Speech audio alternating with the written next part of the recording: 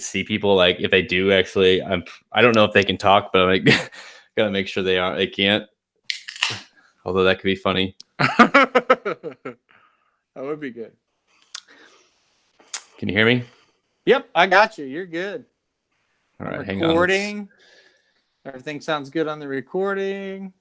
I'm going to share this out. Share it out. Share it out.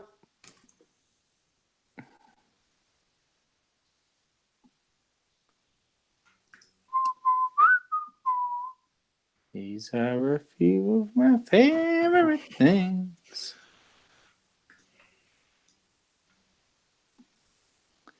Heather enjoyed the video. What video? The Ariana Grande. Like that. Oh, I know, right? Guy. Yeah, that's pretty funny. Okay. Pretty funny. All right. Let's tweet this bitch out. Tweet it out. Tweet it out.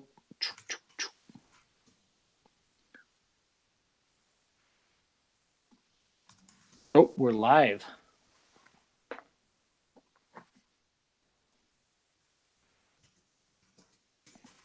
Mm-hmm.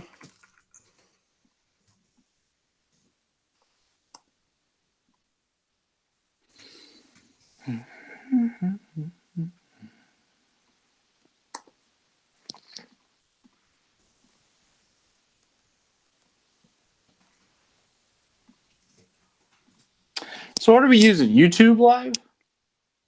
I don't know what the actual name of it. It's Google Hangouts is what it is, but it's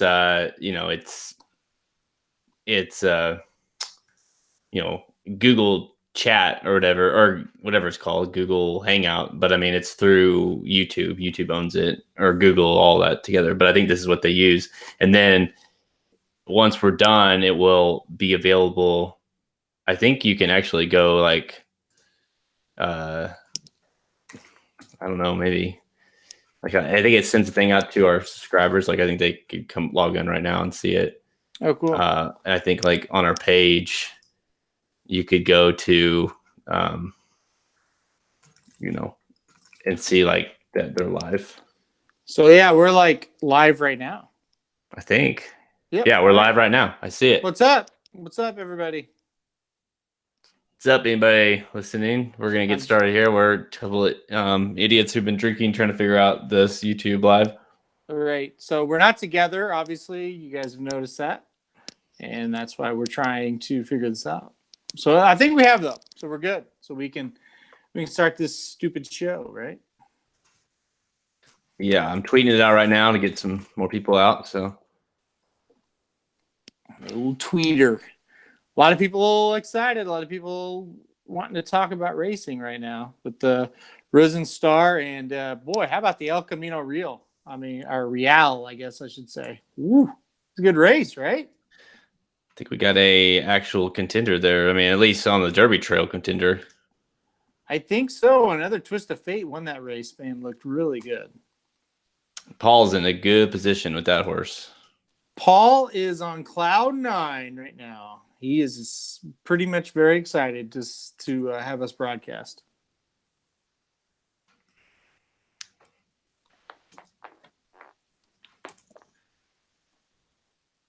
All right, let's see anyone has joined us. Oh yeah, this works good. Okay, cool. Okay. I'm going to go ahead and just delete what I did and start over because you don't need any of that audio.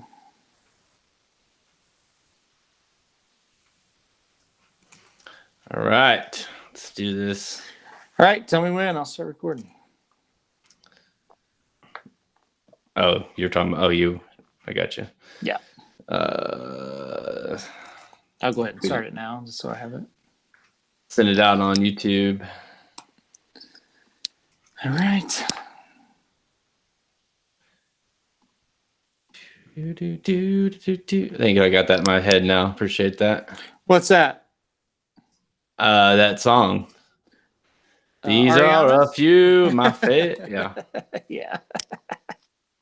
Thank you. You're welcome. I was out with some ladies tonight. They like that song. Mm. If you know what I mean. Mm-hmm. Ladies. Oh, jeez. There we go. Use that. Suckers. All right. All right.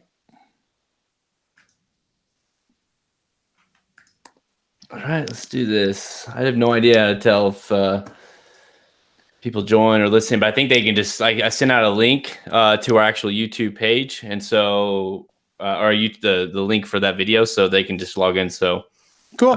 We won't see them; they'll just be able to watch just like they're watching regular videos. So perfect. All right. I don't want to hear from them anyway. So let's do this. We got a lot to talk about. So yeah. All right, without further ado, let's do this. 3, 2. You are recording, right? Yep, I got it going. 3, 2, 1. What is up? I'm Jared Welch. He's Aaron Halterman. This is Blinkers Off. What's up, man? What is up, man? It's a special Blinkers Off podcast. We're going to do rapid fire, or well, I guess rapid reaction from the Risen Star and the El Camino Real, and then also the Southwest Stakes. And I can't help but think of last year when we were doing the Southwest Stakes. Do you remember the Southwest Stakes podcast from last year? Was that the night we did it like at 4 a.m? Yes. So what happened was yes. we drove down to Oaklawn Saturday. We got there for like the last 3 races. We went out with our buddies, Jared Black being one of them, who qualified for the NHC. I shouted him out a couple of weeks ago on the podcast. And anyway, so we him and Wes Webb and you and I, about 4 a.m, we were drunk off our ass. And we talked about the Southwest for probably 45 minutes. And a very fun podcast. I don't remember that, like recording it at all, but a good time with those guys. A little bit different this year. Just you and I here doing a little live video broadcast, plus the rapid reaction to the Risen Stars. So I think at 4 a.m. last year, we probably didn't remember who won the Risen Star. Yeah, dude, I was so I remember editing that thing afterward. Yep. And all you guys went to bed and passed out, and I'm like just dying, trying to keep my eyes open just to finish the damn thing. Oh man, that was it was good times though. So yeah, it's I was trying to remember who was I meant to look it up before we got on here. Who was it? Wasn't One Liner. That horse I picked right one year in the Rebel, I think. Who was the Pletcher horse that came in last year? Oh man, you picked the horse and it finished like bad. Terrible. Yeah. This horse just ran at Tampa like 2-3 weeks ago and got beat. I can't think of the name of it now. My boy Jack won the race. I know that. And I believe Combatant got second in that race. So yeah, that's how bad that field was. Of course, Combatant ran today, I should say, at Fairgrounds in a turf race. The race that Synchrony won, the Fairgrounds Handicap. So there's a little nugget for you. But yeah, I cannot remember the Pletcher horse. It was Road to Damascus. Yes, Road to Damascus, who he either ran at Fairgrounds or Tampa Bay maybe 2-3 weeks ago in an allowance race and was off the board. Yeah, that's great. It's great. I remember using like the dead on, I was One Liner and I was all about in that. And of course that horse looked good. And then I was like, oh yeah, Pletcher sends one in. No, didn't work. Didn't work every time. Sometimes it does, sometimes it doesn't. And hey, you know what? We're going to talk about a Pletcher horse on this podcast that's sending in for the Southwest. So how about that? How's that to tie everything together? All right. So yeah, we'll get to that. We're doing this about 9 something Central Time on Saturday night. So those of you watching live, we just kind of, you were out, we had stuff going on, but we watched the Risen Star obviously earlier. So we'll get into that. We want instant reaction to that. And then we'll preview the Southwest Stakes as it's running on Monday, since we didn't have the card for that. We recorded the earlier podcast. But before we get into that, I figured we would do like a special, like, what's the best thing you saw today? Because we did see a lot today. So what's the best thing you saw today? I would have to say the best thing I saw today, it was 2 things. It was Serengeti Empress. I mean, we talked about on the podcast. It's like, this is a horse you have to play every time because she might win by 20 or she might lose by 10. But if it's the time she wins by 20, you don't want her to beat you, and she was amazing in that race. So she was definitely one. And then how about War of Will? I mean, from the 14 post, just winning the Risen Star, not a big problem. Country House made a really nice effort. We'll talk about a lot of that here on the show. But I just think the two winners of the fairgrounds races were probably the best thing I saw today. Yeah, it's funny how many people I've heard like the words Dream Trip and War of Will, and I'm like, do you remember this horse drew outside? And that's the reason we were trying to beat the horse, was that he drew outside. But yeah, he did for what he drew, man. He did get the Dream Trip. So he props to him. I think they hired Gunnett to set some crazy, just to go out there and run like an idiot. I don't know. I'll get into that, but Gunnett was not the best thing I saw today. I got to say, you went with her, so because that was amazing. Second Empress, but I'll go Synchrony, our boy Synchrony. Yeah, dude, man, like this guy, we've liked Synchrony from day one. This horse was running on dirt on the Derby Trail for Bonnie Hemel. We got to know this horse personally. And then of course years go by and he moves to the turf, and look what this guy's doing right now. Just a dominating win. I think I saw 100 buyer is what the preliminary buyer came out as. So, wins the Fairgrounds handicap, just going away, just complete domination. It was like you could see him getting going on the straightaway there, and he just on the stretch, and it was not even close. So Bandua finished second, a horse that I kind of secretly root for every time just because of the horse. But yeah, Synchrony, man, he was awesome. Yeah, he was good, and I was trying to tell Magic, and he didn't understand what I was saying, but I was trying to tell him, when that horse was getting ready to turn 3 years old, we were at a wedding, and I cornered Donnie Ken and said, "Hey, what do you think about Synchrony?"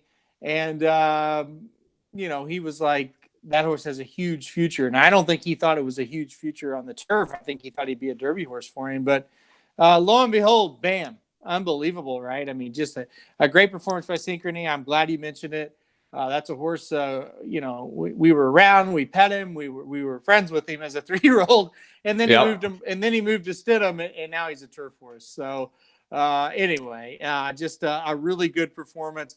I thought he was the best horse today. I was a little bit worried about the layoff, but looking back, I don't know why it was, because guess what? He was a really nice horse last year off a layoff when he won this race. So, but yeah, glad I picked him on top, and I'm glad you mentioned him. All right, we've done the best thing. That's great. Let's get into this thing. Tonight's show, we're going to recap Saturday's day of racing, including War of Will winning the Grade 2 Risen Star Stakes at Fairgrounds, and preview Monday's Grade 3 Southwest Stakes at Oaklawn Park, the final 10-point Kentucky Derby Prep race of the year. Let's go. All right. So we'll talk Risen Star. If there's any other events, we'll just get into that, Yeah. So if you guys have any kind of comments or whatever, can you see the comments? That's a great question. I don't know if I can see the comments. Ryan just sent me a screenshot of comments, and it's basically just Austin and Ryan talking. There is one other guy. I bet I know where. Hang on. Okay. I mean, mute that. I don't know. Okay. Well, there's what's the chances of War of Will wins the Derby? We'll get to that. Where's Ryan seeing that? I have no idea. Oh, I got it. Okay. I got it, Ryan. And I just will let Serengeti Empress beat me every time. Dennis Trusty mentioned that. I'll talk about Serengeti Empress off air before we while we're not recording. It's really not smart to let her beat you, and here's why. And I don't mean that to be offensive at all. It's just she's either going to win like she won today, or she's going to lose like she lost in the Breeders' Cup. You have to play her defensively. I had in the first time, and trust me, the first time I looked through the race today, I said to myself, that's a phony horse. Don't play her. It's just one of those things. She either gets an easy lead and she does exactly what she did today, or it's the opposite. It's really hard to handicap when she's going to do it and when she's not. I just think she's a horse, and we can disagree on this, and that's totally fine. I just think she's a horse. Every single time you have to put her on a pick 3, pick 4, pick 5 ticket. Now, exactas tries, I'm with you. Just either include her or don't. She's all or nothing. I mean, right. She's either going to win by a pole or she's going to lose by a pole. There's really no in between with her. Exactly. So exactas and tries, either play her or don't. It's just one race. It's not going to make a huge difference.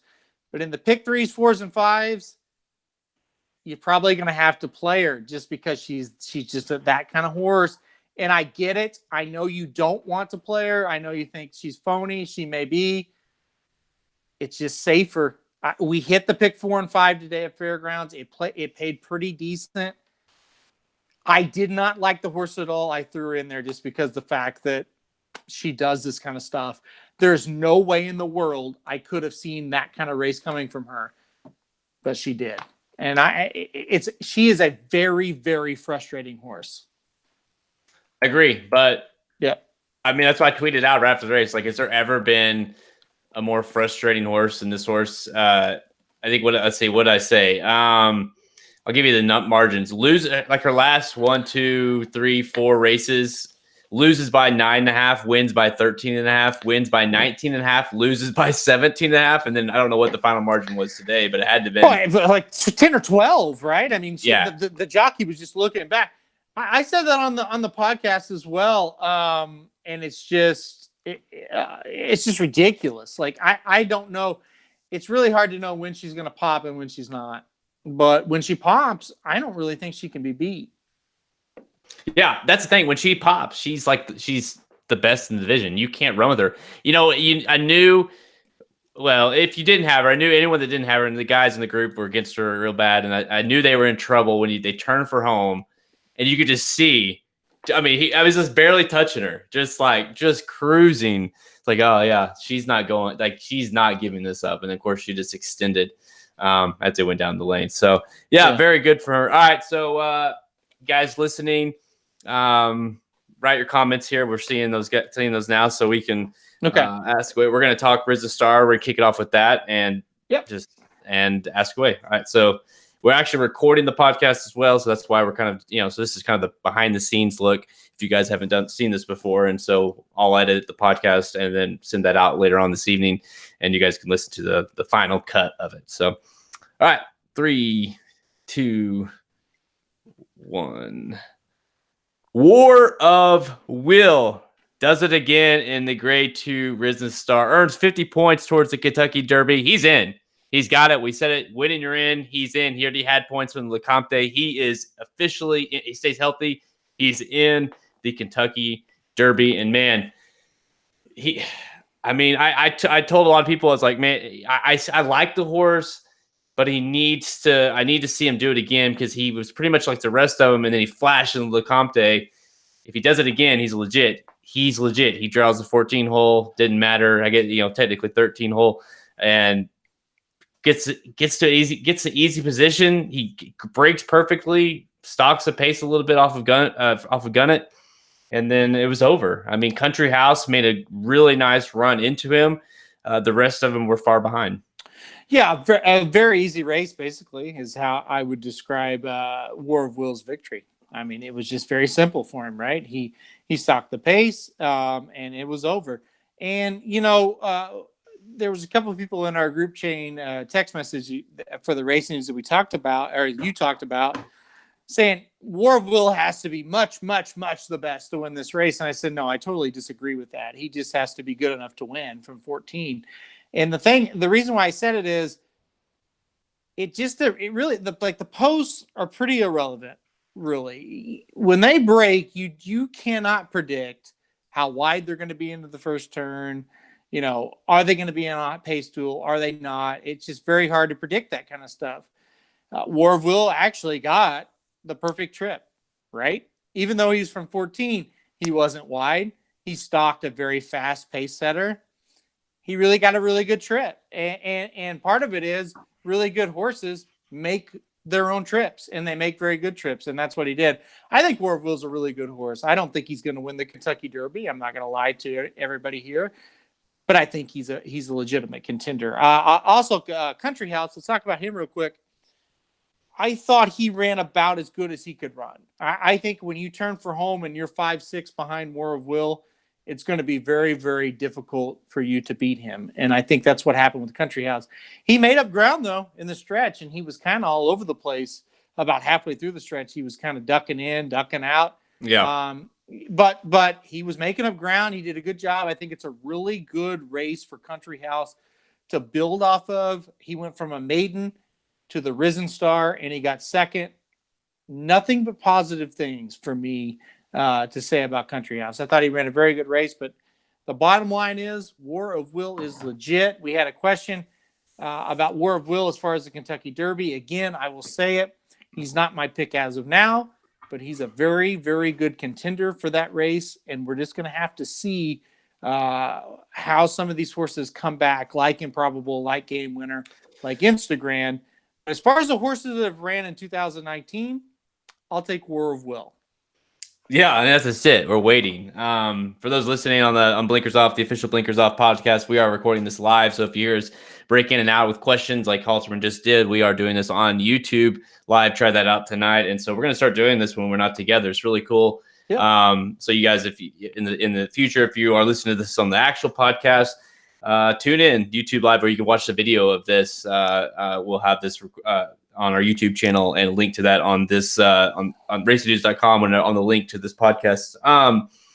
Yeah, you made a bunch of points there that first of all, you can't take anything against Swerve Will. Oh, and someone asked LeCompte. I call it LeCompte. It might be the LeCompte. I've been drinking. I don't know. It could be either way. It's LeCompte, I think. I've heard it called both ways. So there's your answer. Don't get caught up in that. Who cares? Yeah, I mispronounce every race and every horse name half the time, so don't worry about it. Yeah. Is that Magic that said that? Come on. No, Clint. What's up, Clint? Clint? War of Will. I thought War of Will was good. He was awesome. He ran. I believe he regressed slightly. What did I say? 91 or 92 buyer. I think I saw. Maybe 93, but it just barely regressed from his LeCompte, sure. And at Country House went, I think, you got to assume he ran similar numbers, around 90, let's say. So and if you believe in buyers, that's a jump from 70 to 90. So that, to me, tossed that old buyer out the window. But you look at the chart just real quickly. Country House was at the half was at 11th place. At the 3/4, he was in ninth, and the next and it hit the stretch, he had gotten all the way to second. So this is a horse that made a big time move. And I'll be honest, I thought he had the ability, obviously, but at the same time, you never know. Coming out of that maiden special weight at Gulfstream in small fields and not having to deal with two, you know what I mean? He did have to go through some stuff in that race. Don't get me wrong. He missed the break and he was far behind, but it's not like he had a bunch of horses. You're talking, this is the biggest field he'll face until hopefully he gets to the Kentucky Derby. For all these horses, this is the biggest field. So I was very pleased to see he got dirt in his face, didn't bother him. And I'll tell you, this may be a hot take, and Luis Saez kind of said the same thing, but if this horse straightens out down the stretch, he's giving War of Will all he can handle when they get to the wire. Well, about mid-stretch, I kind of thought Country House had a I'll call it 30% chance to run down War of Will, because he was making up ground on him, and then he kind of shifted in and then out. Yeah, he's still very green. That's the thing. Like you said, he just went from a maiden. And then it's like, well, no, he's not going to make up enough ground to win, but he still ran well. How about you mentioned the buyers? Let's talk about that real quick. A bad day for the buyers, right? Well, yeah, you remember, if people listen to the podcast, we talked a lot about this, and we thought this would be the race that kind of settles, because you had both sides. You had the Country House debate, the 70 buyer. How we kind of like that doesn't pass he passed the eye test, but the 70 buyer was terrible. And then you had like Gunnett and Owendell, Frolic Moore, and those horses in that race who all had pretty damn good buyers. You're like, okay, so which one is it? Well, look at the results. I think they Yeah. speak for themselves. Time Form, I think, wins that one. Yeah, Time Form won that in a big way. Owendale was nowhere to be found. Neither was Frolic Moore. And, of course, Gunnett just set the pace. And I don't really know what he was doing in there. But then, Country House proves that 70 buyer was a little bit off at Gulfstream. So, I think just to put a bow on it, I think out of the 14 horses in the Risen Star, we saw that 2 horses are legit candidates for the Kentucky Derby, and the other 12 got a long way to go, right? I mean, Yep. those 2 horses were pretty much in a race by themselves compared to the other 12 in the race. Ryan asked if I think Country House can beat him next time. I do. I think he could. I mean, I don't think he's there yet, but that's the whole point of him developing. Let's assume they both run in the Louisiana Derby. I guess you never know. I'd imagine where will. Never know with Belmont Country House, but let's say they stay there, going a little bit extra distance, and say a little bit better trip. Country House, I don't see any reason why he couldn't get there. He could have got there today, I think, if he was a little less green.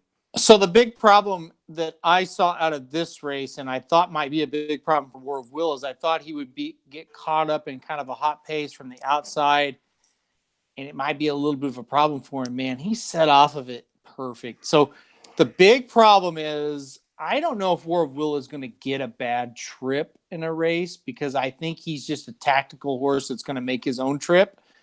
A mile and eighth is going to make a difference, but I think War of Will, again, I think he's bred to go a mile and eighth.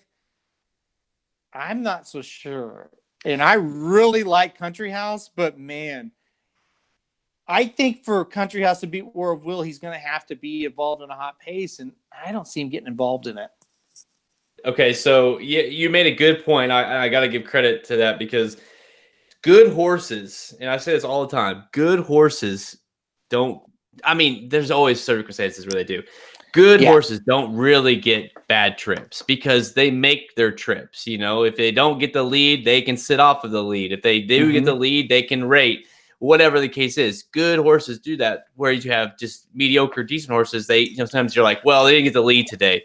Well, a horse that only can win on the lead, or a horse that can, has to come off of it or whatever, a little bit one-dimensional. This kind of horse, you're right, it's dangerous because, like you say, Gunnett went out there and blazed, and he was dead set on getting to the lead, and they just kind of like, sure, go, we'll sit off of it, and whenever he was ready to go, he went. So you're right. My case would be he got the absolutely perfect trip, considering it drew it so wide. And Country House, I think, has more room to grow. And today I saw a lot. Can he beat him? I think the answer is yes. Will he? I don't know.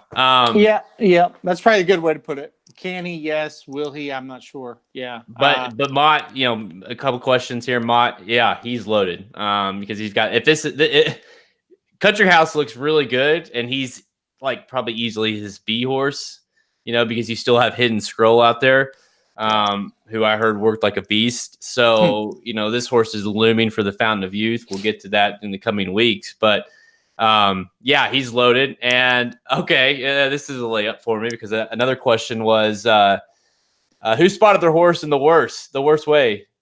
I think we know. What the hell was Gunnett doing in the race? That's what I'd like to know. Yeah, I love Asmussen, but I don't understand what. So, like, the horse could have ran in 100 different places, and he chose to run him in the outside post of the Risen Star. And granted, I know, it's like take a shot, just to raise locally based, but run an allowance race. You mentioned it last week. Why was he not running in that allowance race at Fairgrounds a week ago?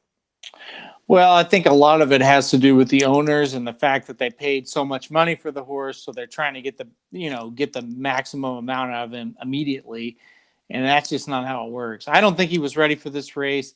I know you were trying to convince yourself that he was, but when you look at it from an outsider's perspective of just, I don't own this horse, I don't have a rooting interest in the horse.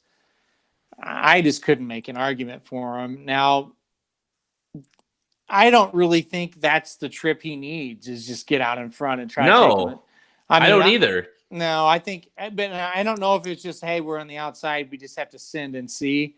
I think he would be much better off stalking the pace. But at this point, I think he's a lot like Coliseum. I think he's got talent, but I think they need to take, tap the brakes on him a little bit. Try to get him an allowance, try to get him a win, and then see what happens. But I mean, as far as the Kentucky Derby is concerned, he's absolutely done, in my opinion.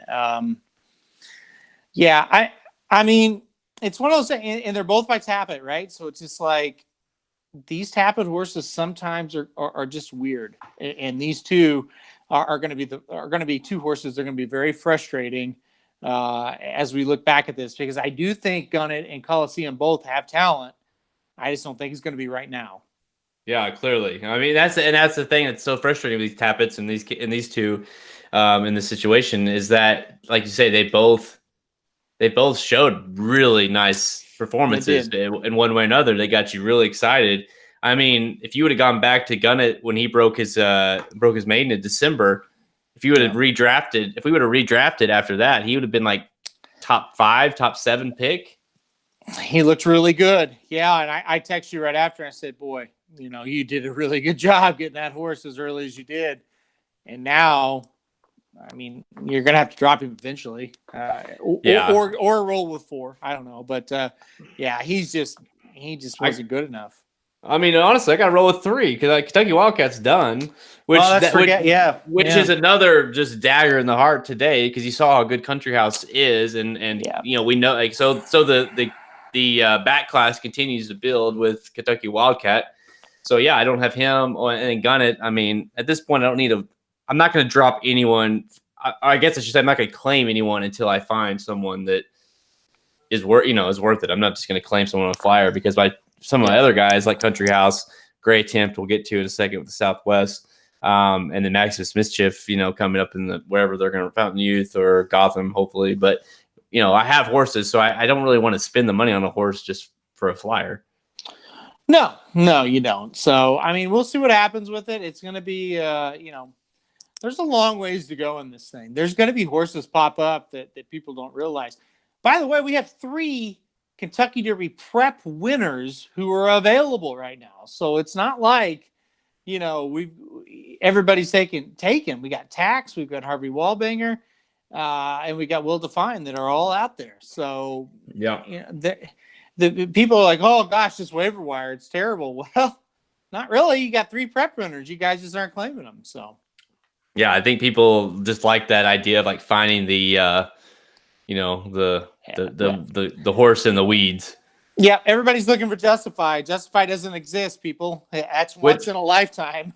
Which, keep in mind, I have a tweet. It's ready to go for on Monday, but Monday is the 18th. Marks the day that Justify last year broke his maiden. And we can go ahead and say, if you are a maiden right now or right on the 18th, it ain't happening.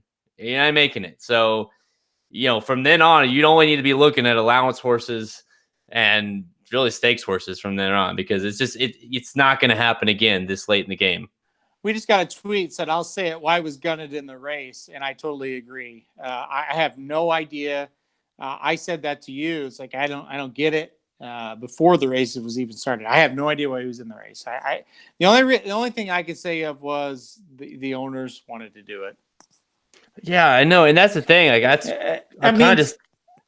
Steve Asmussen's a really good trainer, guys. He's not going to spot him just for the hell of it, And that's to say, we got quotes and stuff and from the owners and stuff talking about, well, Steve's, we're just following Steve's lead. Right. It's like, I know Steve Asmussen well enough to know that he ain't running that horse. Yeah. Like, you're not running Gunnet, who's $2.6 million purchase, to just send him. Just send. Like, you're not just sending Gunnet. You know what I mean? Like, what are you doing? And if you send him and the horse like holds on, he's a gutty, effort. He just finally gives late in the stretch, then that's fine. The horse maybe needs some time. He was done in the turn. Like, he was done. That's what the tweet said. Yeah, it's like he was done in the turn. Like, yeah. in fact, and then he was so bad that going down the stretch, like he was getting bumped by horses going by him. Like he was hitting the rail and stuff. It's like, get out of the way, dude. Oh man, just so. But like I say, I gotta hold on to him because I'm not gonna just drop him for nothing. So I gotta find something. But yeah, disappointing there. But Country House made up for it. Honestly, I felt like if I could get out of the race with 30 points, meaning one of my horses likely being Country House, finishing second, and then obviously the 5 points for the other horse for just entering. I thought if I can do that, I feel good about it. Yeah. All right. I have to go get my computer charger. I'm about to die. Hold on. Yeah, I see you're. We've lost your stream here. Really? Well, you're on there, but your video's gone. FYI.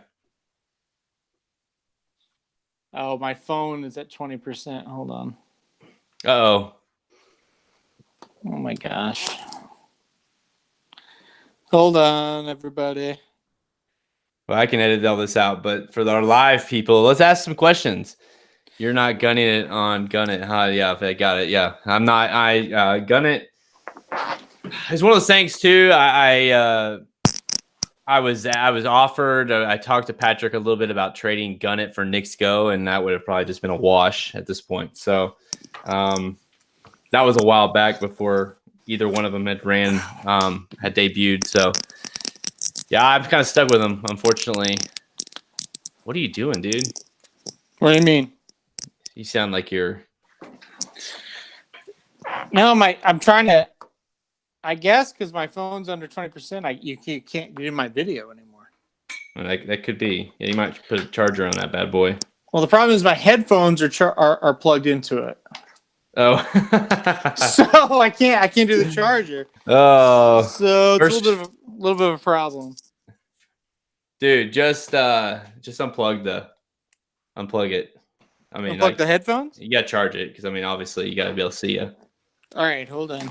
Did the best dirt prospect of the weekend even run yet, or will we see him Monday? Yeah, Galen. I don't think we saw the best today or Monday. To be honest with you, lots riding on Brandon's really top. Probably one of his top horses. Galen, is how you say it, Brandon? You can correct me, but Galen. Galen, is how you say it? He's running in the California whatever. California Sire, California horse. So stakes race Saturday or Monday at Santa Anita. So a lot riding on that race for you because if he runs well there, then obviously we'll see him in a prep next. If he doesn't, you might be in trouble, Braden.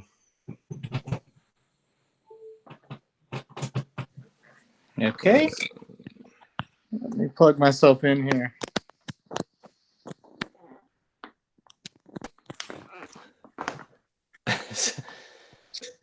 It sounds like you've got cords everywhere. I do. Oh, man. I do. All right, I'm plugged in. All right, well, maybe he'll come back on. We'll just keep going. Okay, sounds good. Sounds good. I have no idea. Guys, I'm not with him. If I was with him, I could set up all this stuff, but unfortunately, this is I can't help you. So how do I take my battery off of like battery saver mode? That's what I got to do. Oh my goodness, guys. Go to your settings. Okay. Go to battery. Battery. Yep. Got it. There you go. Oh, there we go. Okay. Can you see me now? Cannot, but maybe it'll come back on shortly. All right. I'm out of battery saver mode. Well, whatever. Maybe it'll come back on. Yeah, you don't have to see me anyway, right? Yeah, I don't know. Okay. This is amateur hour over here. Well, I was doing good, and then that happened, and now I can't. I don't know what to do. So it'll come back. Yeah, it'll come back. I'm confident of it. I'm not. I'm not either. All right. We'll get back to it. 3, 2, 1.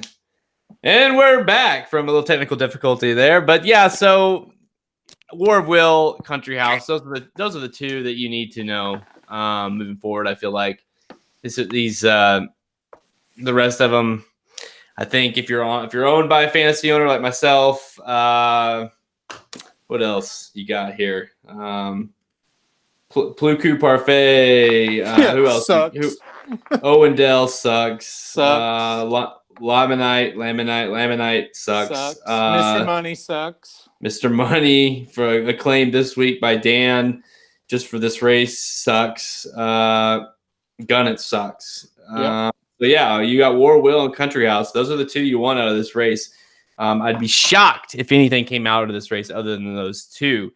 Anything else? What else? Let's see. We had the race prior. We talked a little bit about it on the opener, the Rachel Alexandra, and man, what I think equally surprising maybe not surprising is the word, because we both knew that Serengeti Empress was capable of doing something like this.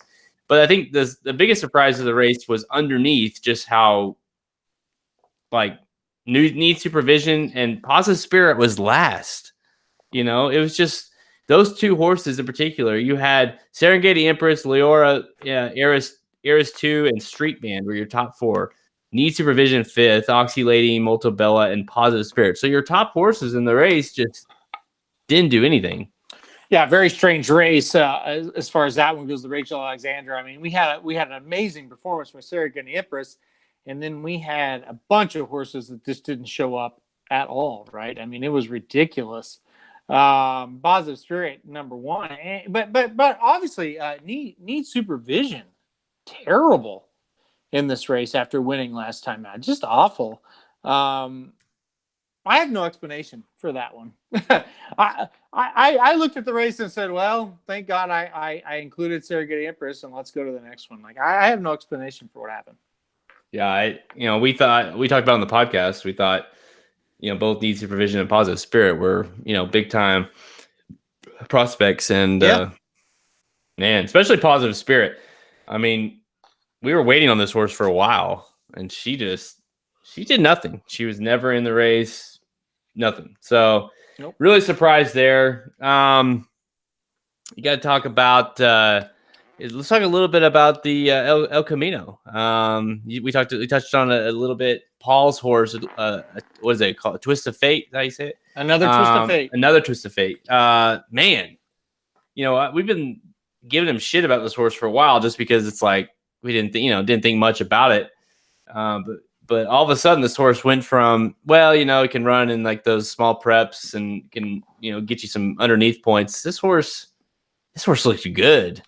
Yeah, as soon as we're off this podcast, I'm going to update the Derby rankings, and I think I'm going to have to rank this horse, right? I mean, that horse absolutely romped. The owners had quotes after the race that, because this was a Preakness winning your in type of race, and the owners after the race were like, they're gung-ho, man. Like, and that's it. And you got owners like this that, are getting a first taste of Derby fever. They're going to try. And so they're going to look for a race next month, then a race a month after that, and then hopefully get to the Derby. So they're in the Preakness already, but they're going to try and get to the Derby, which is awesome. Yeah, and I think they're going to get there. They've got 20 points, and man, the way he ran that race, I think he's going to get some more points on the trail, at least somewhere. So, yeah, another Twist of Fate, man. You got to be really, really happy if you're Paul right now. I wasn't sold on him. You heard on the podcast, like, I think he's a really bad favorite, but wow, he dominated that. And, he beat horses like Kingley. Kingley's not horrible, and he beat the hell out of him. He beat him by multiple lengths. It was a one-horse race, and it was him. Another Twist of Fate. Man, I think he's got to be in the top 20 after that race. Yeah, he did. Kingley, I mean, I guess he got some points for Slim. It's what you got. Like, I guess see what Baffert's going to do with him. But yeah, Kingley was. I guess he got second. So yeah, I mean, when a horse does that, you hope that Kingley can get second. He did. Let's talk about a little bit the night before, Some Like It Hot Brown, a horse that ran in the Utah. We talked about that. We wanted to talk about on the podcast. We forgot that we tweeted it out. Like, you got to watch this race at Turfway. This horse looked really good. This horse could be on the Derby Trail now.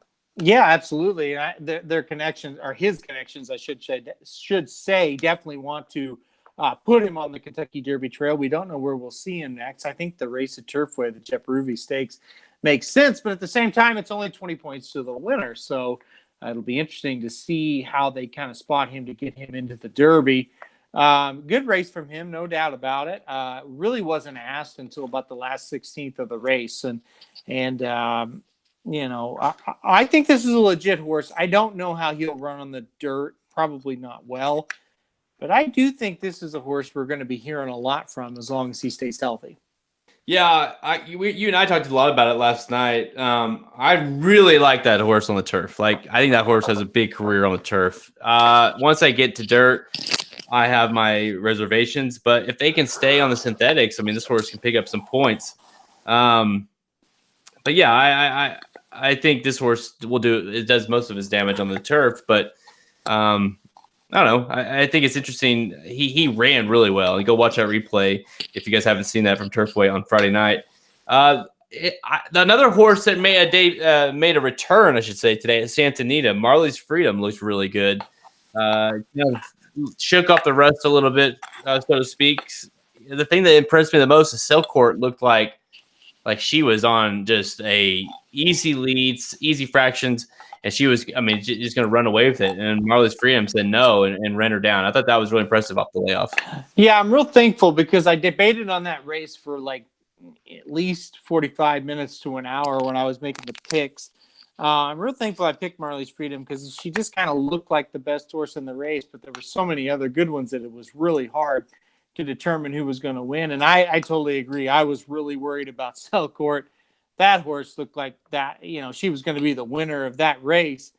Marley's Freedom mowed him down. I mean, Marley's Freedom is just kind of that kind of horse. It just is consistent, and she's getting that reputation that you could really count on her. So I was really impressed by that race.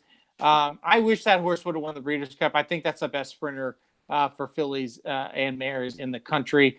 Got such a terrible trip at the Breeders' Cup that day and still almost won the race. Mm-hmm. So I was happy that she won this one. I thought she really deserved it. I thought she ran extremely well.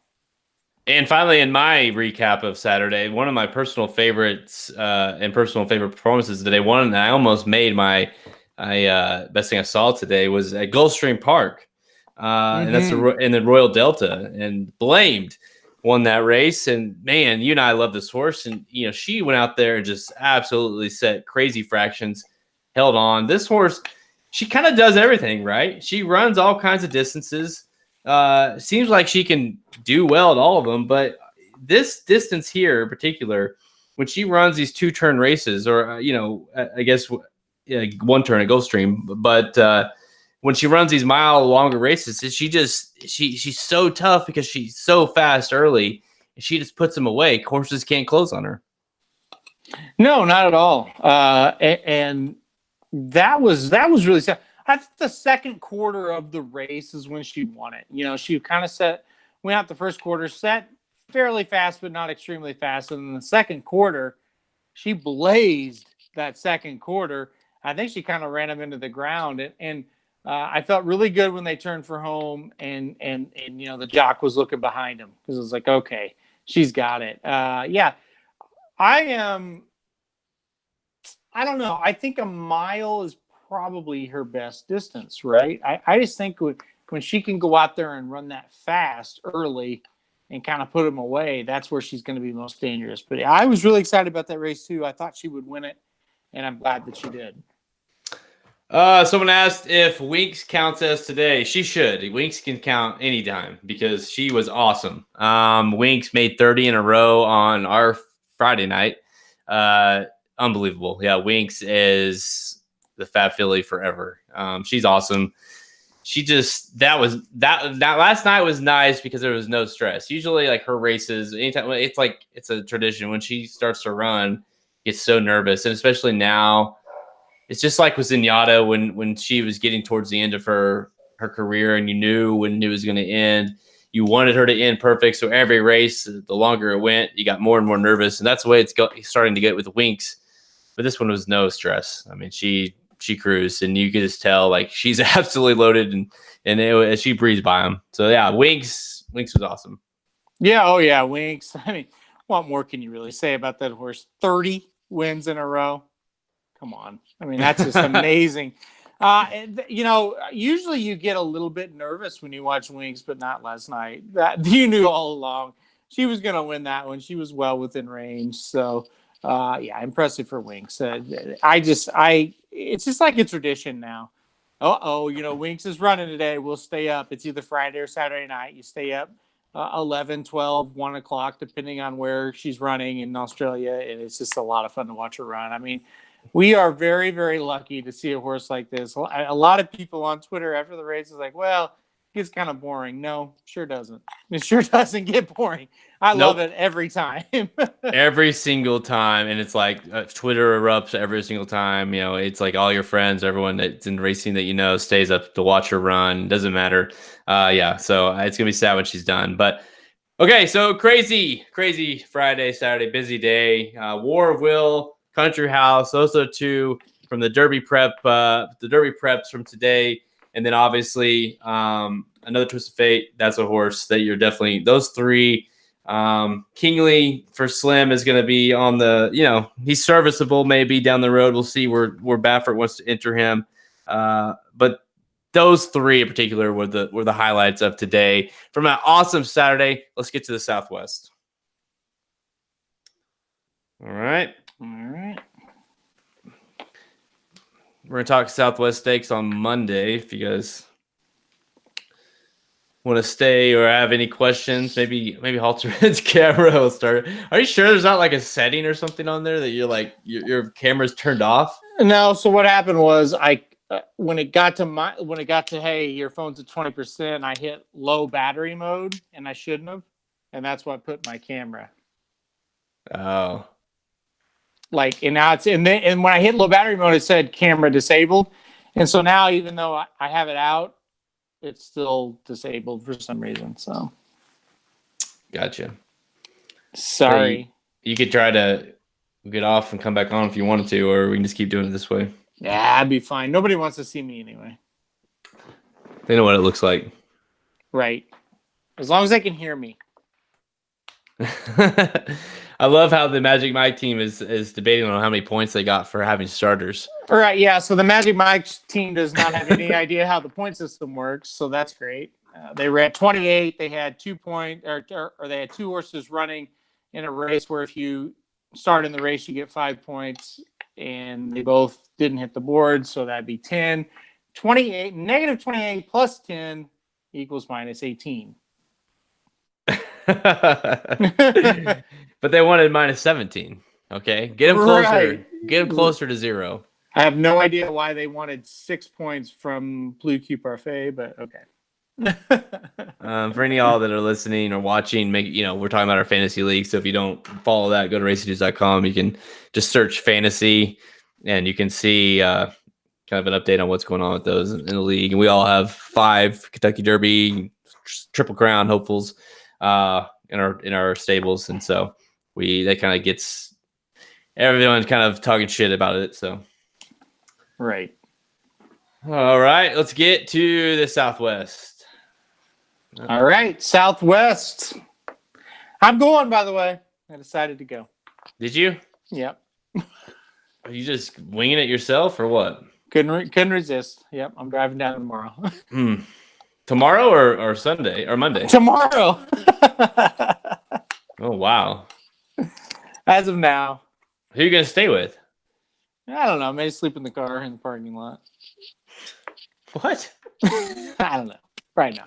It's a non-approved Racing Dudes expense. Right, exactly. Yeah. There's really no reason for the Racing Dudes to go. It's so. Yeah. We'll see. It's the Southwest, but still it's not. Right. All right. Let's do this and pull up the race. It's a hell of a card. It is. So, I mean, I get it. Yeah. All right. 3, 2, 1. All right, let's go to Oaklawn Park on Monday, President's Day. Of course, they do this every year. The Southwest Stakes, Grade 3, 500K. That's a big-time purse for Grade 3. And it is the final Kentucky Derby prep race in the 10-4-2-1 point system. 3-year-olds going 1/1/16 mile. So we stretch out from the last one of the Smarty Jones, stretch out to another 16th of a mile. And again, we did have a 50-point race, but you had a few. You had the El Camino, and then obviously the Southwest officially ends your 10-point races, and we go on to the 50s and get into the 100s. So this is it, and you've got basically the Smarty Jones field plus a few others. Cutting Humor comes in for Todd Pletcher. We talked about Todd Pletcher, how what he does at Oaklawn. He comes in. Asmussen adds a few to his stable here in this race. He's got 5 in the race. DeSormo brings in Suno, however you want to say it, brings that horse in. And then you've got Olympic Runner for the Cassie barn, another Cassie horse. I don't think this is as good as the one we saw today, but Olympic Runner comes in, but could be a pace presence to factor with Gray Attempt. It's interesting. I didn't expect the odds to be what they were. You got 3-1 on Cutting Humor for the morning line, 7-2 on Gray Attempt. And then you've got some horses in here that are very appealing, like the horse that just finished by a neck to Gray Attempt last out in the Smarty Jones, Long Range Toddy at 10-1. So what do you think of this field? Well, I think it's a field that leaves a little bit to be desired. I think it's kind of their last chance to win a Kentucky Derby prep race for this field. Gosh, I'll just be honest. It really took me a while to handicap this race because it seems very, very evenly matched. I had 5 or 6 horses I debated on. I think Gray Attempt is the horse with the most talent, but I'm not sure what kind of trip he's going to get, and I'm not sure he wants to go on a mile on the 16th. So I'm kind of iffy on him. But then when you look to try to beat him, it becomes very tough. This is just kind of a mix of weird horses. Is the best way I could describe it. It is, and really what the bottom line comes down to me in this race is and it's a big one, is Great Attempt, and if he can get the extra 16th, because if you watch the Smarty, this is a horse that's gone from, he got 4th on debut. He's won 3 in a row since. Won a 6.5 furlongs in a maiden special weight. Won a 6 in the Sugar Bowl. And then won the Smarty Jones at a mile. So this horse keeps getting longer and longer. And that last effort, he looked like he needed the wire a little bit. Now, a horse like this is always tough to read because of the speed, and sometimes it looks that way. But a horse, the way they run the race, they stretch out their speed longer. We talked about it with Blamed, a horse that just can kind of kill horses behind them because they run so fast early on. So you just don't know. That's, to me, is the biggest factor in the race, because if Gray Attempt, like you say, I agree, most talented, if he can stretch his speed out to mile 16th, he'll be awfully tough. But the thing is, like, you look at Smarty Jones, there wasn't really much coming at him. They were, but he was kind of holding them off. Yeah, so the big key to this race is going to be, can he get that trip that he got in the Smarty Jones? And the Smarty Jones, he got ahead by a couple of lengths. They never had any pressure on him, and they never came to him. This race, I'm afraid, is going to be a little bit different for him. He draws the rail, and I think there's a couple of speed horses in this race that are going to make a difference. Number 5, Jersey Agenda being one, and I think Olympic Runner all the way to the outside with the 11 post. I don't necessarily think this horse is fast enough to pressure Gray Attempt if it was a normal circumstance. But from the 11 hole, I think they're just going to send the hell out of Olympic Runner, and I think he's going to end up putting pressure just by default on Gray Attempt. I think it's going to be enough where we can kind of go against, the Jinx Fire horse here in Gray Attempt. I'm a little worried he's going to get pinned on the rail. I'm a little worried he's going to face pace pressure that he hasn't faced before. I'm not going to be shocked if he wins, but I actually went a little bit different direction than Gray Attempt this time. Yeah. To me, it's either Gray Attempt or the Pletcher Cutting Humor, because I kind of seen what I need to see. I know going longer, kind of changes the ball game a little bit. But bank it. I think he's an underneath play. Long range Toddy at 10-1 is super appealing. Like, I have no problem playing long range Toddy at 10-1. I think that's a terrible morning line on him. But, he's still, if he's anywhere around that, I have no problem considering how close he was. But at the same time, as far as the pace goes, I agree that they'll have to send Olympic runner. And if he does get a contested pace, things get dicey quickly. But Jersey Agenda, I don't think Jersey Agenda can run, and that's we can run with Gray Attempt early on in the race. That's a problem because Jersey Agenda is definitely a horse in this race that wants to win, whereas the other horse they have to send because he drew outside. And let's be real. I mean, Olympic runner started on turf, then was going to run on the turf again at Gulfstream Park. He got scratched off on a sloppy surface, and he won by 5. And now they're going to give it a shot. That's what's happened here with this horse. So I have no faith this horse can run on a fast dirt surface. So I think they'll send, and it'll be one of those send and fade kind of things. So I think Gray Attempt can. The one thing about him that, aside from his speed, that he showed in the Smarty was his ability to just be gutty, right? It looked like he was about to fold in that race, and he just held off all those horses. No one really made much more ground after long range Shotty got up on him. So I think that his ability to kind of grind will service him very well in this race, considering he needs to get that extra distance. Yeah, I don't really think the distance is going to end up being the biggest problem. I think the pace pressure up top is going to be a huge problem for him. I played him. I think you need to play him on tickets, but I didn't play him on top. I went with the Todd Pletcher Cutting Humor on top. I almost changed it to Long Range Toddy when I saw the odds, but still, it's like Cutting Humor, I think, is going to sit a really good trip along with Long Range Toddy. I just think there's going to be enough pace to where the horses in mid-pack or the closers are going to have a lot better chance than they did in the Smarty Jones. Another big factor with the Smarty Jones, that day was opening day at Oaklawn Park, and the speed horses won almost every race. So I think the track is not going to be quite as favorable towards speed horses in this particular race. So I get it. I like Gray Attempt. I'm not going to be shocked if he wins, but I'm going to play Cutting Humor. I'm going to play Long Range Toddy, and I'm going to play Bank It. And I know you hate Bank It. And I don't hate Bank It. I know you don't believe it. You don't believe in him. I wouldn't play him on my win side of any ticket. No, but I just have a feeling Bank It is going to get a better setup. He's going to get a better track for him to run at, and he's going to run better than those odds are going to indicate for him. Full disclosure, I thought the same thing about Plus Q Parfait today in the Risen Star. He ran like shit again. So Bank It may absolutely do the exact same thing. But I just think the situation is a little better for him. I'm with you. Maybe hitting the board is the best he can do. But that's a horse that I think underneath you got to play. But on top for me, I'm going to go Cutting Humor, and I'm also going to play a little bit of Long Range Toddy. Let me real quickly talk about the back class of Cutting Humor, because I think that's worth noting. I think that's one of the reasons why I think he's so strong in here. Is you look at his 4 races this horse has ran in, finished second on debut to looking at Bikini. It's a horse that was drafted in our fantasy league. Yeah, still owned. Still owned. Maybe right. He's dropped. Next out in the maiden special weight finishes third to Plus Q Parfait, you just mentioned, who was terrible today, granted, and Harvey Wallbanger, a prep winner. That's the 2 horses that beat him.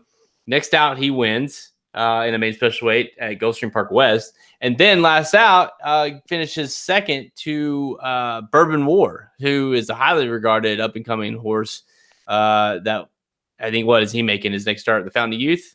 So, the class of this horse has been right there. Now, do I think he's overly talented?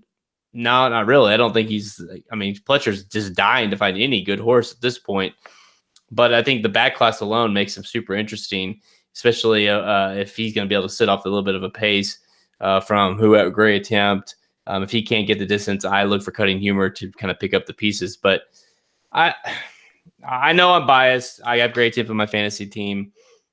I like the draw on the inside. This horse gets the shortest distance around. It's going to go right to the lead. And I think that they're going to use their speed against him.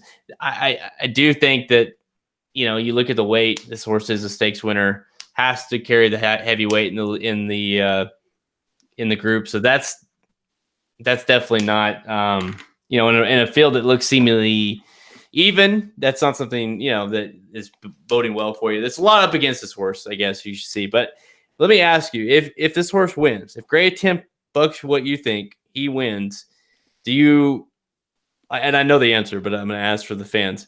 Do you see him having, like, is he all of a sudden legit? Does he have a shot moving forward? Again, I'll say the same thing I said when you asked me that on Thursday about some other races. It's like, it just depends. It just depends on how he wins. If he wins this, by 4 or 5 lengths, yeah, I think he's got a shot. Do I envision him doing that? No. Do I think he'll be a player in the Rebel? No. But I can't really say with that like 100% that's going to be the case. But I just don't see these horses matching up with Improbable, who is probable for the Rebel. So, well done. I just don't think they can beat that kind of horse. No, I don't really think. I mean, my bold statement would be I don't see anything coming out of this race. That this is kind of, and a lot of times that's the way the Southwest is at Oaklawn. It's like it's kind of your last stop before Baffert comes to town. When you start getting the real horses in there, the $1 Million Rebel, you get some legit horses to come in. Yeah. Now on the flip side, we've seen War of Will, but we don't have a lot to go off of as far as the depth of this Derby field so far. You were waiting on Improbable. I mean, obviously he would be a tough contender, but aside from those horses we're waiting on, Game Winner, Improbable, Instagram, it's like your guess is as good as mine when it comes to some of these horses. So is he a cut below? Maybe, but would he have something to say about it? If Great Attempt were to win by 3 or 4, like he puts on a bigger performance, I think for sure he would. So Great Attempt is my pick. But I'm doing it optimistically. I think you got to play some stuff underneath because and some backups because if he can't get the distance, then I definitely think it could be a cutting humor. It could be long range toddy, especially long range toddy at those prices. But Great Attempt for me. And you're on number 3, cutting humor. All right. That race, just to kind of wrap it up for people that are watching, if anybody's still watching. They're not watching; they're listening. Well, they're listening. They're watching you, listening to me. I just don't see how a horse is going to come out of that and be a legitimate contender. There may be a horse that makes it out of that field, but I don't know. They're going to have to really step up their game to try to win a race like the Rebel at the Arkansas Derby. Yeah, I'm going to need to see something big in the Southwest for me to be like. That's what she said. Yeah. she's gonna be disappointed. Yeah, but as far as my personal my team goes, as I've been scouting it out, I don't feel great. Great Attempt was a claim early on, thinking I could get some early points, but past that, I've never thought the Great R horses could go the classic distance. So I know what I'm up against. I'm hoping that he can do it here. That way I've got, 40 points out of a $10 or 10-point claim. Yeah. And then, can just ride on the points I get, from running in the Rebel. And if I'm lucky, maybe the Arkansas Derby, you know what I mean? Yeah. So that I hope that he can do it because it feels weak enough to take advantage of that. But I don't foresee it happening in the Rebel when you've got the likes of Improbable come in. Who knows? I mean, the Rebel and the Arkansas Derby are always attracting kind of out of nowhere big time horses. So yeah, no doubt, and it's gonna be difficult. But like I told you, we were talking about, it and I said I'll be a big shock. But the one horse I brought up was Will Take Charge. It's like he was a kind of an unimpressive Smarty Jones winner. He was last in the Southwest. He just didn't fire, and then he won the Rebel. So these horses he's a 3-year-old. He can jump up at any time and really improve. and surprises, but it would be a surprise if one of these horses, was able to win the Rebel at the Arkansas Derby. Yeah, and it's important to remember, that a lot of these horses, are still 2 years old. Mm-hmm. They're not by terms of horse racing. They're 3. At January 1st, they all turn 3. But a lot of these are May foals, and so they're still figuring it out. And that's why we're sitting here mid-February saying, oh well, we got War of Will, maybe Country House, but you've got maybe we're still waiting on these other horses that we haven't seen in a while. Maybe there's some that are gonna jump up. So yeah, it could be. I'm excited for the race. So I think it'll be a good race. It's just. I think for sure it'll be a good race because you can just imagine Gray Temp's got the lead, hits a stretch. Can you hold on? Yep. That's the story of the race, no doubt. And it'll tell us a lot, at least about him. So, all right, let's close it up. 3, 2, 1. It's all the time we have. Check us out at racingnews.com for our free picks and our premium selections at our handicapping products page. Click the handicapping products link on the menu at racingnews.com to learn more. We had the Risen Star guide out today. It did really, really well. All over all 4 of the greatest stakes races. And the next one we'll have is the Big Cap Day, which obviously is a major player at Santa Anita. It will also have the San Felipe on the undercard as well. So there'll be a Kentucky Derby prep race we'll be able to talk about on that guide. And if you subscribed in the last couple of days, you're going to get that for free because you subscribed within that month period. But if you're not a subscriber, go to racingnews.com, go to handicap products page and subscribe, and you can get that guide for free. All right, we're currently covering 19 tracks, all offering free picks. We're on Twitter at @racing_dudes, Instagram, Google Plus, Facebook. Listen to us on SoundCloud, iTunes, Google Play Music, Stitcher, even our website at racingnews.com. All right, I'm Jared Welch. He's Aaron Halterman. It's been a long day. If you guys are watching live, you can tell how tired I am. It's been a fun day. It's been an eventful day, and we'll be back at you next week for the next previews. Good luck this weekend. All right. Okay. You guys have, if anybody's still on here, we got 6 people on here. So if anybody's on here at the moment still, and you guys have any last minute questions, let us know. Otherwise, we're gonna get the hell off here. Yeah. I got to update the Kentucky Derby page with the latest action. Lots of action. There's really not a whole lot as far as the top 20, just to talk about that real quick. There's not a whole lot to update. I think War of Will, will move ahead. He was 6th. Maybe I move him up a spot or 2. Country House was 13th. I think maybe he goes to like a 10th or 11th. But other than that, I think the top 20 is pretty much intact. Yeah. Do you find a way to take out, you'd have to take out long range toddy or well defined or Bourbon War to jump in Paul's horse. Another twist of fate. Yeah, he'll have to be in it. There's no doubt. I will have to put him in it somewhere. I've got to decide that. So somebody's going to get dropped out of the top 20. I'm looking at it right now, just trying to decide. Long range toddy, I think, will drop out, and then if he runs better, somebody else will drop out. But he's the most likely candidate. He's number 20 on the list right now. So we'll drop him out, and then we'll see what he does on Monday. Yeah, if he's number 20, it makes sense. To take him out. Let's see. Ryan asked, "What race on the Derby Trail are you most looking forward to?" I think right now, as I sit here today, I think the Rebel, just because to me the Rebel is always an exciting race for us because we're Oaklawn guys, but also because it marks a return of Improbable, who I've been saying since October is the going to win the Kentucky Derby. So I want to see him back, and it's going to be good to see him in person. So the Rebel for me. For me, I'll go with the Jeff Ruby Stakes. I just think that's don't think you had that one. I'm kidding. Probably Santa Anita Derby, just because I think we're going to go out to California for that one. So that's what I'm looking forward to. Yeah, spoiler alert, Ryan. If you haven't listened to the podcast, do you think? Did you know that we're going to come out for the Santa Anita Derby? So there you go. Yeah, there you go. Yeah, I think we'll come out for that one. Yeah, he asked about the Instagram game winner San Felipe, which is going to be epic.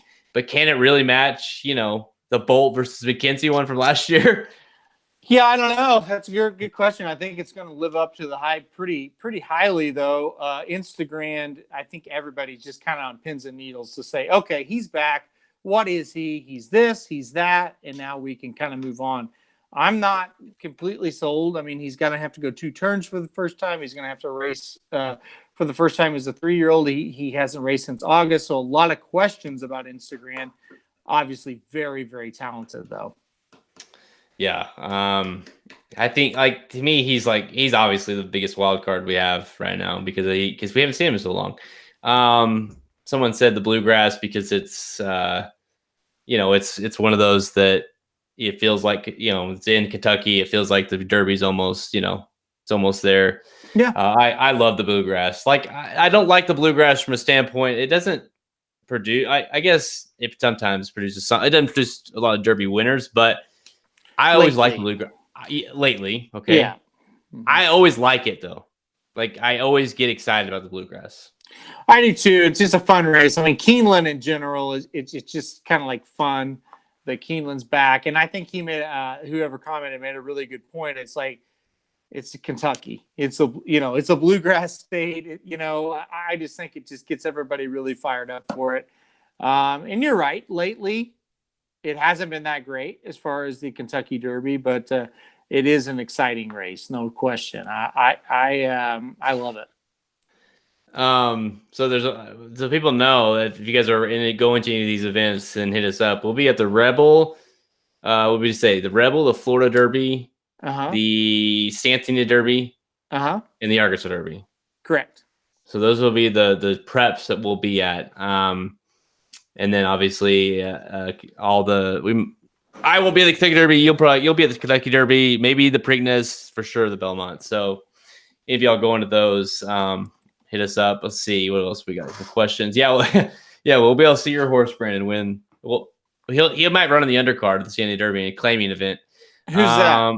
Brandon, the Ghanaian. Yeah. A dual classic winner at this point. Which horse would it be? I mean, do you think will it be that's a good question. I've thought about that a lot actually lately, Ryan. Do you think this is going to be one of those years that we have 3 different winners in each leg of the Triple Crown?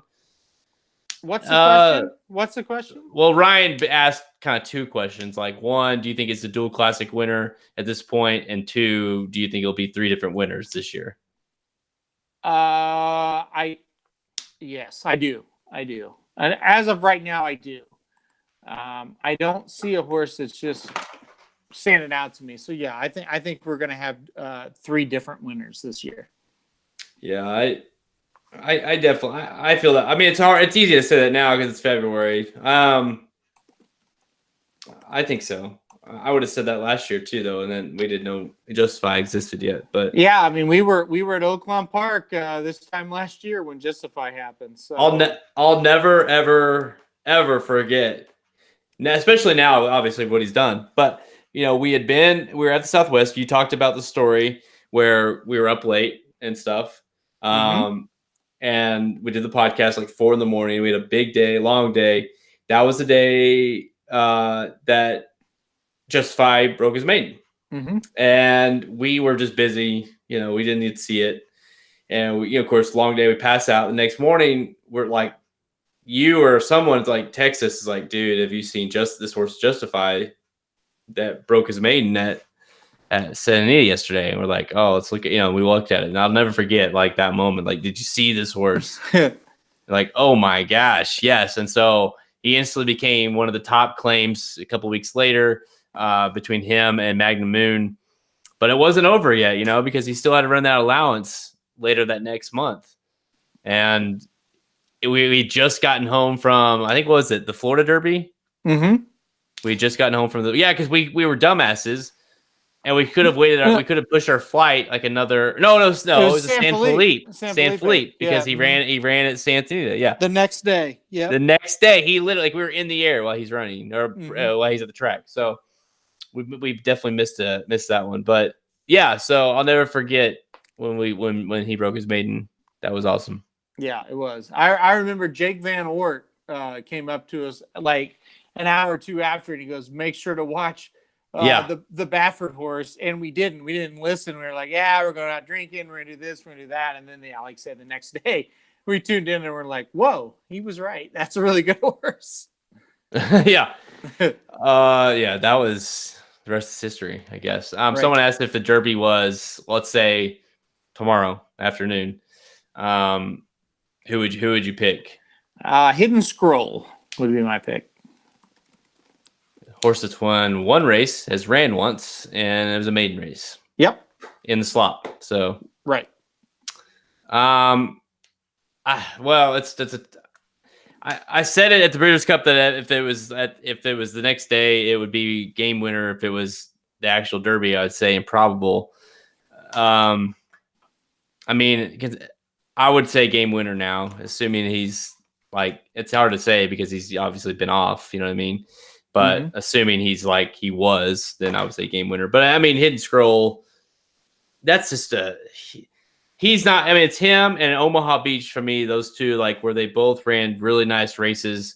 Obviously, Hidden Scroll was another level, but they ran nice races, but they were both on just terrible surfaces, and you just don't know how they're going to be the next out. The Fountain of Youth will be must-see TV with him in it. Exactly. Yeah, absolutely. We'll see what Hidden Scroll can do there, because that's going to be the big key. He's the most impressive as far as just the way he won was the most impressive, but can he actually do it against Stakes Company? Can he do it again? Can he do it on a dry track? All questions that are very logical to ask right now. But just by pure pop number, Justify did that on his maiden, it just popped, and you can't ignore it, Yep. You just can't. You can have questions about it, which is fair, but you can't ignore it. You can't just say, it was on slot, forget it. Well, if he ran like a 90 buyer, 89, you're like, oh yeah, that's pretty good. I mean, he freaking went. You know what I mean? Yeah, and it's not even the buyer for me as much as it's just he just dominated the field. I mean, that wasn't even a race.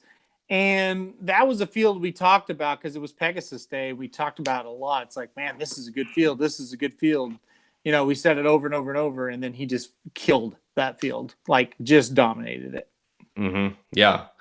I mean, the thing you got to like about him, about Hidden Scroll, is that he's going to be super lightly raced, So he's going to be very, if he wins the Fountain Youth, we've been saying the Fountain Youth for the last couple of weeks is going to be, I mean, that to me is like the measuring stick so far, as I know War of Will, and I mean, that may change a little bit, but the Fountain Youth can be absolutely loaded with prospects. So, if he can go out and dominate that, I think he becomes right there at the top with the two Bafferts. And again, I can't forget, you can't forget that, you got Improbable and you've got Game Winner. To me, Game Winner is just, I don't know, something about it. I'm nervous about him coming back. Like, I just don't know if he'll be the way he was. Well, yeah, I mean, especially I think come May. That's fair because the Breeders' Cup Juvenile winners had trouble in the past with the first start of the 3-year-old season. So, yeah, I mean, I'm with you. He's got Bob Baffert on his side, and that's a really good sign. I think that's the thing that I'm hanging my hat on, that he'll probably be okay. But until we see him back, and especially if he goes up against Instagram, that's going to be a huge challenge right off the bat.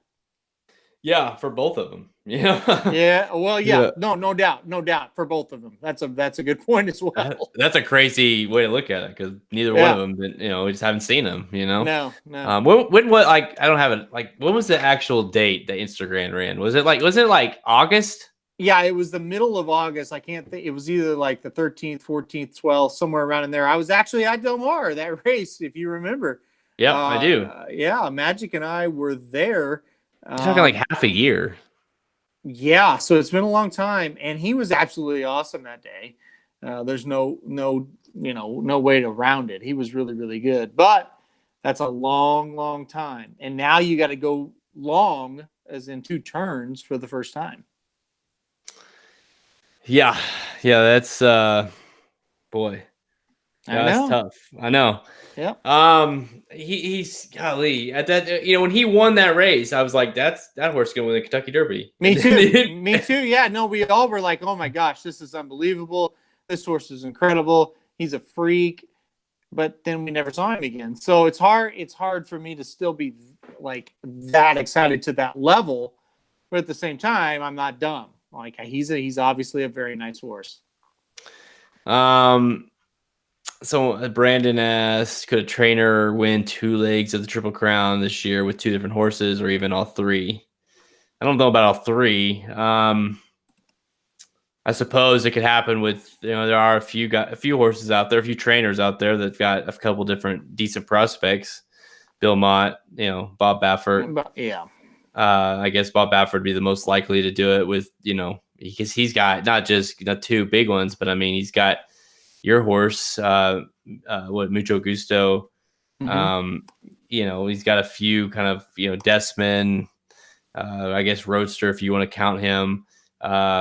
But he's got a few kind of looming, I guess, back there that could jump up, and so it's possible. You could say, Bob Baffert is the best probably ever to do it, to get a horse ready for the Preakness. You know what I mean? Yeah.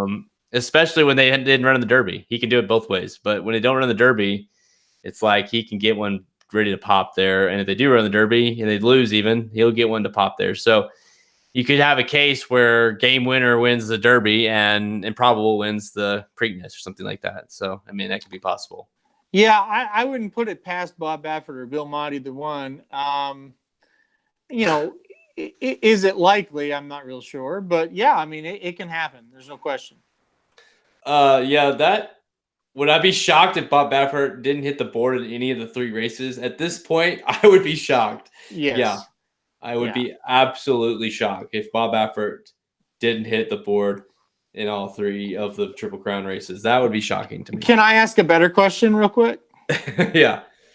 Would you be shocked if Bob Baffert doesn't win one of the 3 Triple Crown races? Just one?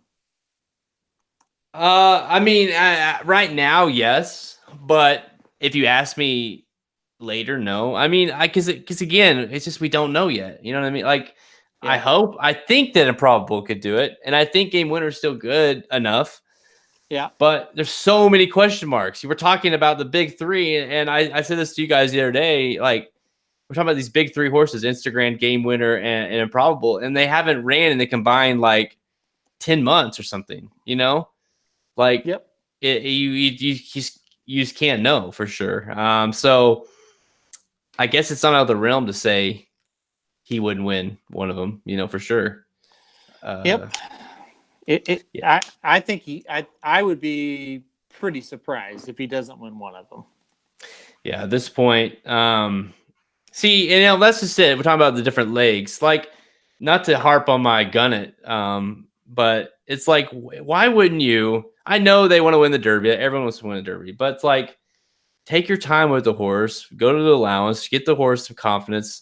It's like, to me, Gunnick could have been a very good Belmont prospect had he been right, because he's bred to go run the distance.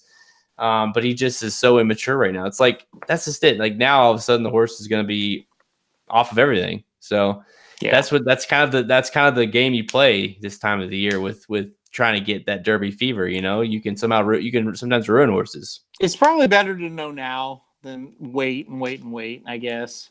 That's the only silver lining. But yeah, it kind of sucks. It was an odd spotting today, no question. Was a Golden Gate? Has there been a Golden Gate horse that's impressive in the Derby in recent years? I mean, who was that one horse that got a lot of hype the same year? Seems like Hollendorfer had a horse that did pretty decent. That was from Golden Gate. Yeah. I can't remember. Of course, the Golden Gate Maiden Breaker, Shared Belief, probably would have been good in the Derby, but he got hurt. Um, Off the top of my head, I can't think of any. Yeah, I can't either. And that's just it, you can't, that's history. And so it's hard to buck history when it comes to these tracks, producing solid horses. Now you got to say this horse is super well bred, Mm-hmm. very expensive. It's not like he's just a horse that's kind of been really doing well at Golden Gate. I mean, he's Scat Daddy, same as Justify.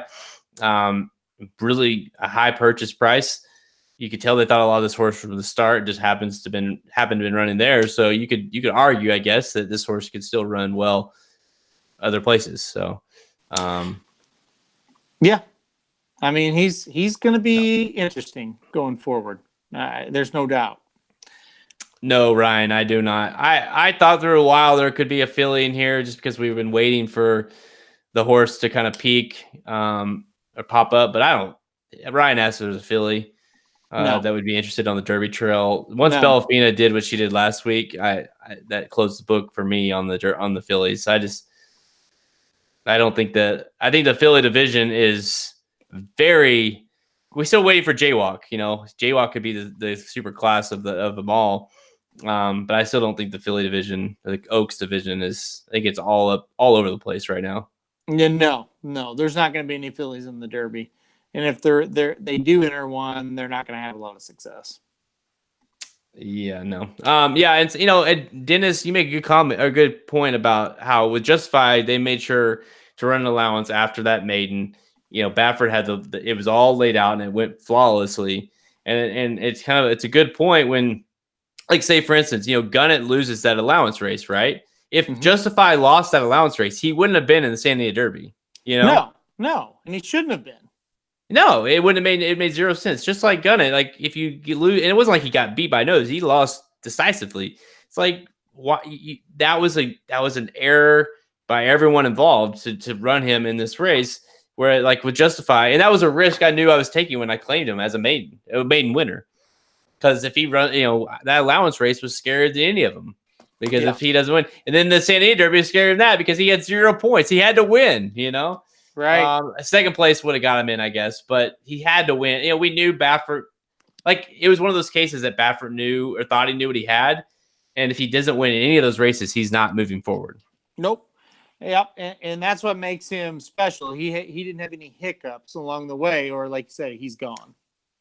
Yeah, and Dennis asked, will we say the same thing if Hidden Scroll blows up? Yeah, if Hidden Scroll bounces big time, I would say they lay off of him a little bit. Yeah, I think you have to.